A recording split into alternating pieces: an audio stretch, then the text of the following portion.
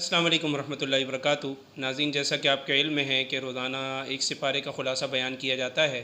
تو آج 11ویں سپارے کا خلاصہ بیان کیا جائے گا۔ تو اسی کے اندر وہی بات چل رہی ہے غزوہ تبوک والی، کہ جو منافقین ہیں جو غزوہ تبوک میں نہیں جا سکے، تو اے نبی صلی اللہ علیہ وسلم کہ آپ کے پاس آئیں گے، اور آنے کے بعد مختلف قسم کے عذر بیان کریں گے کہ ہمارے پیچھے گھروں کا مسئلہ تھا، ہمیں یہ مسائل ہو گئے تھے، اور آپ صلی اللہ علیہ وسلم ان کو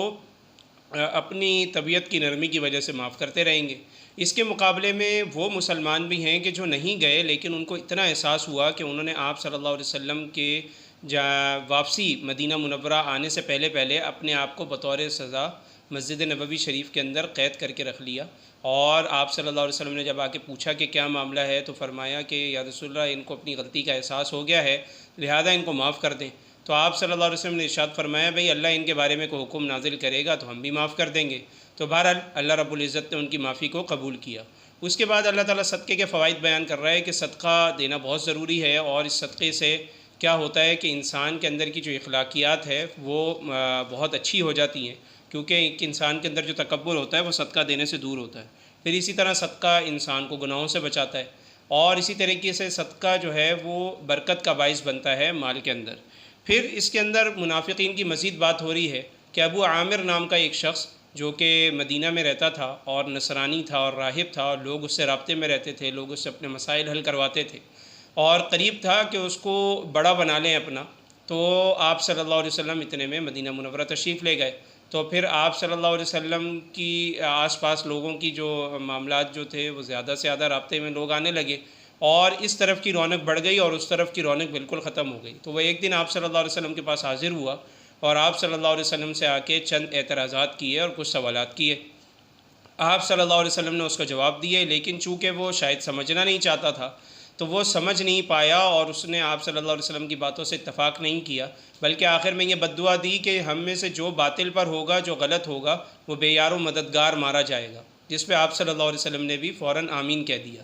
تو یہی ابو عامر ہے کہ جس نے وہاں پہ منافقین کو یہ مشورہ دیا کہ آپ لوگ ایک کام کرو کہ قبا کے علاقے کے اندر ایک مسجد بناؤ، اور وہاں پر جو سادہ لو مسلمان ہیں ان کو لینے کی کوشش کرو، وصول کرنے کی کوشش کرو۔ اور اس نے اس کی کیا ترکیب بنائی کہ آپ صلی اللہ علیہ وسلم سے ہی اس میں نماز پڑھوا دو کہ جی آپ آئیں اور برکت کی نماز پڑھا دیں۔ تو آپ صلی اللہ علیہ وسلم نے ارشاد فرمایا، بھئی ابھی تو ہم تبوک میں جا رہے ہیں، جب ہم واپس آئیں گے تو اس معاملے کو دیکھتے ہیں۔ تو آپ صلی اللہ علیہ وسلم جب واپسی تبوک سے ہوئی، تو آپ صلی اللہ علیہ وسلم کو بطور وحی بتا دیا گیا کہ آپ وہاں جا کر آپ نے نماز نہیں پڑھانی، اور یہ جو مسجد ضرار ہے یہ وکفرا و تفریقا بین المؤمنین و ارصادا لمن حارب اللہ و رسولہ، کہ یہ تفریق کے لیے پیدا کی گئی ہے، یہ تاکہ مسلمانوں کے اندر تفریق ہو جائے، مسلمانوں کی اجتماعیت توڑنے کے لیے بنائی گئی ہے، اور اسی لیے بنائی گئی ہے جو کہ اللہ اور اس کے رسول کے دشمن ہیں وہ اس میں کام کر سکیں اور اسلام کے خلاف کام کر سکیں۔ تو آپ صلی اللہ علیہ وسلم کو جب یہ بات پتہ لگی، تو اللہ کے نبی علیہ الصلوۃ والسلام نے 2 صحابہ اکرام کو بھیج کر اس مسجد کو جلوا دیا۔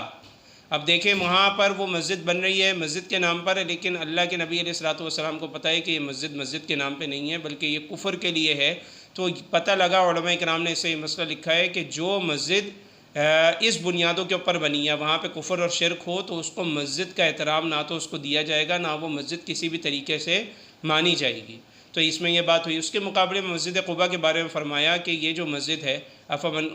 اسس بنیانہ علی التقوی، کہ اس کی بنیاد تو تقوی پہ رکھی گئی ہے، مخلصین کا مرکز ہے۔ پھر اللہ تعالیٰ نے مومنین کی تعریف بیان فرمائی کہ مومنین کون ہوتے ہیں، جیسے کہ التائبون العابدون الحامدون، کہ بھئی تائب توبہ کرنے والے ہوتے ہیں اور حمد کرنے والے ہوتے ہیں اور رکوع سجود کرنے والے ہیں اور عمل بالمعروف نہی عن المنکر کرنے والے ہیں۔ تو یہ اچھی اچھی صفات مسلمانوں کی بیان ہوئی۔ پھر اسی کے آخر میں سورۃ التوبہ کے آخر میں اللہ تعالیٰ آپ صلی اللہ علیہ وسلم کو 2 القابات سے نواز رہا ہے کہ آپ صلی اللہ علیہ وسلم رؤوف اور رحیم ہیں۔ یہ وہ 2 صفات ہیں کہ اللہ تعالیٰ نے اس کی کسی کو بھی متعین نہیں فرمایا سوائے آپ صلی اللہ علیہ وسلم کے، کہ اللہ تعالیٰ نے اپنی ان 2 صفات کو آپ صلی اللہ علیہ وسلم کے لیے بھی بیان فرمایا ہے کہ آپ صلی اللہ علیہ وسلم رؤوف اور رحیم ہیں۔ یہاں پر اس صورت کا اختتام ہو رہا ہے، اور پھر اس کے بعد آگے سورہ یونس شروع ہو رہی ہے۔ آپ کو پتہ ہے کہ حضرت یونس علیہ السلام اللہ تعالیٰ کی جلیل القدر نبی ہیں، اور یہ مکی صورت ہے، یعنی ہجرت سے پہلے نازل ہوئی ہے۔ آپ کو پتہ ہے جو ہجرت سے پہلے صورتیں نازل ہوئی ہیں اس میں اللہ تعالیٰ بیسک پہ بات کرتے ہیں، توحید پہ، رسالت پہ۔ تو اس میں بھی سب سے پہلے توحید پہ بات ہوئی، پھر رسالت کے اوپر بات ہوئی، پھر عبودیت اور الوہیت کے اوپر بات کی، ربوبیت کے اوپر بات کی، کہ بہت سارے لوگ ہیں جو اللہ تعالیٰ کو معبود مانتے ہیں اور بہت سارے لوگ ہیں اس کی تکذیب کرتے ہیں۔ پھر اسی طریقے سے اللہ تعالیٰ نے فرمایا کہ انسان کی بدعمالیوں پہ اللہ تعالیٰ ان کو فوراً نہیں پکڑتا، یعنی اللہ تعالیٰ انسان کی طرح جلد باز نہیں ہے کہ یہاں پر گناہ ہوا وہاں پہ فوراً پکڑ لیا، بلکہ اللہ تعالیٰ مہلت دیتا ہے، کافروں کو بھی مہلت دیتا ہے تاکہ وہ سرکشی مزید کریں، اور مومنین کے لیے یہ مہلت بہت بڑی نعمت ہے کیونکہ ان کو توبہ کی توفیق ہوتی ہے اور وہ اللہ تعالیٰ کے دوبارہ مقرب بن جاتے ہیں۔ پھر اسی طریقے سے اللہ تعالیٰ فرما رہا ہے کہ جو قرآن ہم پڑھ کے سنا رہے ہیں اور اس کی جو یعنی کافر یہ خواہش کر رہے ہیں کہ آپ اس میں کچھ ہماری بھی باتیں ایڈ کریں، یعنی ہماری جو خواہشات ہیں اس کے مطابق بھی آج کچھ کلام کریں، تو اللہ تعالیٰ کہہ رہا ہے کہ آپ نے ان کی اس خواہش کو بالکل بھی نہیں ماننا اور آپ نے ان کی باتوں میں بالکل نہیں آنا۔ پھر اسی طریقے سے آپ صلی اللہ علیہ وسلم سے متعلق یہ بات بھی ظاہر ہے آپ کو پتہ ہے مشہور تھی کہ آپ صلی اللہ علیہ وسلم نے کبھی بھی جھوٹ نہیں بولا، یہاں تک کہ حضرت ابو سفیان جو کہ پہلے کفر کی حالت میں، ان سے روم کے بادشاہ ہرقل نے پوچھا بھی کہ بھائی ان کی کیا کیا صفات ہیں، کیا کبھی انہوں نے جھوٹ بولا؟ تو انہوں نے کہا کہ بھائی انہوں نے تو کبھی بھی جھوٹ نہیں بولا۔ تو انہوں نے کہا میں حیران ہوں کہ ایک شخص نے جھوٹ نہیں بولا، تو وہ شخص اب آ کے اللہ تعالیٰ پہ جھوٹ کیوں بول رہا ہے کہ اللہ تعالیٰ نے مجھے نبی بنایا ہے؟ تو اللہ تعالیٰ نے فرمایا کہ یہ نبی جو ہے ان کی عمر تمہارے درمیان پہلے گزر چکی ہے، لقد لبثت فیکم عمرا من قبلی، جس طرح کہ یہ روایات میں آتا ہے، یعنی قرآن مجید کی آیت میں ہے۔ تو فرمایا کہ ان کی عمر پہلے تمہارے درمیان 40 سال گزری تو ہے، جب انہوں نے اس وقت جھوٹ نہیں بولا تو وہ اب جھوٹ کیوں بولیں گے؟ تو بتانے کا مطلب یہ ہے کہ اللہ تعالیٰ نے آپ صلی اللہ علیہ وسلم کی مزید پاکی بیان فرمائی کہ آپ صلی اللہ علیہ وسلم جھوٹے بھی نہیں ہیں اور کافر بھی اس چیز کا اقرار کرتے ہیں۔ پھر اللہ تعالیٰ نے اپنی نعمتوں کی بات کی کہ اللہ تعالیٰ وہی ہے جو رزق دیتا ہے، اور ان سے پوچھیں کہ تمہیں رزق کون دیتا ہے، کون پالنے والا ہے، کون جان ڈالنے والا ہے، کون موت دینے والا ہے۔ تو یہ سب سوالات اللہ تعالیٰ نے بطور عقیدہ ان کے درستگی کے لیے کیے کہ بھئی غیر اللہ تو یہ سب نہیں کر رہے نا، یہ تو اللہ ہی کر رہا ہے۔ پھر اسی طریقے سے اللہ تعالیٰ نے قرآن مجید سے متعلق چیلنج دیا کہ بھئی اگر تم یہ سمجھتے ہو کہ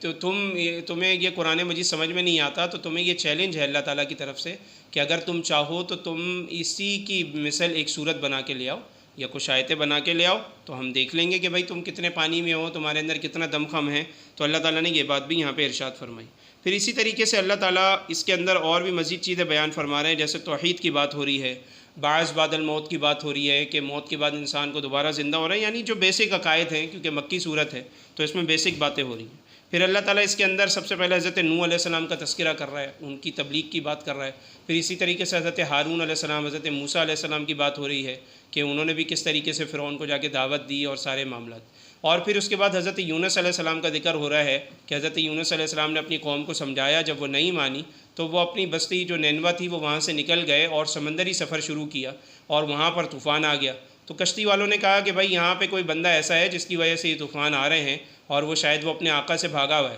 تو قرآن اندازی کرتے ہیں اور جس میں اس کا نام نکلے گا اس کو ہم سمندر برد کر دیں گے تاکہ ہماری کشتی بچ جائے۔ اتفاق ایسا ہوا کہ انہوں نے 3 مرتبہ قرآن اندازی کی اور تینوں مرتبہ حضرت یونس علیہ السلام کا نام نکلا۔ تو انہوں نے کہا کہ بھائی اس بندے کو اٹھا کر سمندر برد کر دیتے۔ انہوں نے کشتی سے اٹھا کے حضرت یونس علیہ السلام کو دھکا دے کے سمندر کے اندر پھینک دیا۔ تو جب سمندر کے اندر پھینکا تو حضرت اللہ تعالیٰ تو بہت کریم ہے، تو اللہ تعالیٰ نے فوراً مچھلی کو حکم دیا، مچھلی نے حضرت یونس علیہ السلام کو نگل لیا، اور بعض روایات کے مطابق 40 دن حضرت یونس علیہ السلام اس مچھلی کے پیٹ میں رہے۔ یہاں پر ان کی قوم کو یہ اثر ہوا کہ جب انہوں نے دیکھا کہ اللہ کے نبی ناراض ہو کے اور اس طرح بستی چھوڑ کے چلے گئے ہیں، تو اس بات کا ان کے اوپر بہت اثر ہوا اور وہ صحراؤں میں نکل آئے اور انہوں نے اجتماعی توبہ کی، تو اللہ تعالیٰ نے ان کو اجتماعی عذاب سے بچا لیا۔ تو یہاں پر اس 11ویں سپارے کا اختتام ہوتا ہے۔ تو ہماری اللہ رب العزت سے دعا ہے کہ اللہ رب العزت جو کچھ ہم نے سنا ہمیں اس پر عمل کی توفیق عطا فرمائے۔ وآخر دعوانا ان الحمد للہ رب العالمین۔